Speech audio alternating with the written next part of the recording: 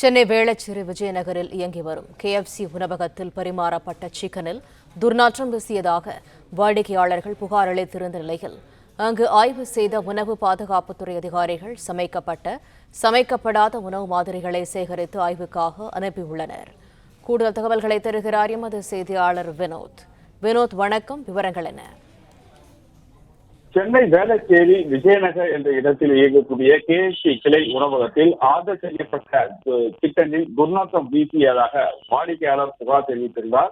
இந்த நிலையில் சென்னை மண்டல உணவு பாதுகாப்புத்துறை நியமன அலுவலர் மருத்துவர் தமிழ்செல்வன் உத்தரவின் பேரில் அங்கு சென்ற உணவு பாதுகாப்புத்துறை அதிகாரிகள் அந்த KFC உணவகத்தில் சமைக்கப்பட்ட மற்றும் சமைக்கப்படாதது என 8 வகையான மாதிரிகள் சேகரிக்கப்பட்டு சென்னை கிண்டியில் இருக்கக்கூடிய உணவு பாதுகாப்புத்துறை பகுதிக்கு பகுப்பாய்வு ஆய்வு கூடத்திற்கு அனுப்பி வைத்தனர்.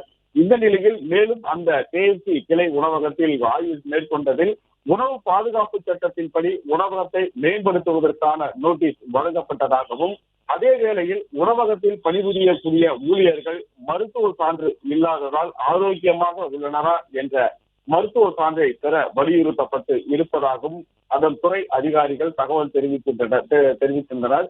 சமைக்கப்பட்ட உணவு மற்றும் சமைக்கப்படாத உணவுகள் என 8 வகையான இந்த மாதிரிகள் சேகரிக்கப்பட்டு சென்னை கிண்டியில் உள்ள பகுப்பாய்வு ஆய்வகத்திற்கு அனுப்பி வைக்கப்பட்டிருந்த நிலையில் இதுபோன்ற உணவகத்தில் தொடர்ந்து பணிபுரியக்கூடிய ஊழியர்கள் சுகாதாரமாக ஆரோக்கியமாக உள்ளனரா என்ற மருத்துவ சான்று ஒவ்வொரு கிளை அலுவலகத்திலும் கிளை உணவகத்திலும் வைக்கப்பட வேண்டும் என்பது உணவு பாதுகாப்பு சட்டத்தின் ஒரு வலியுறுத்தலாக இருந்தபோது, இந்த உணவகத்தில் பணிபுரிந்து வந்த ஊழியர்கள் இது போன்ற சான்று இல்லை என ஆய்வில் தெரிய வந்த நிலையில் அவர்கள் உடனடியாக தகுதி வாய்ந்த மருத்துவர்களை அணுகி அந்த சான்று பெற வேண்டும் என வலியுறுத்தப்பட்டு இருப்பதாகவும் தகவல் வெளியாகி உள்ளது.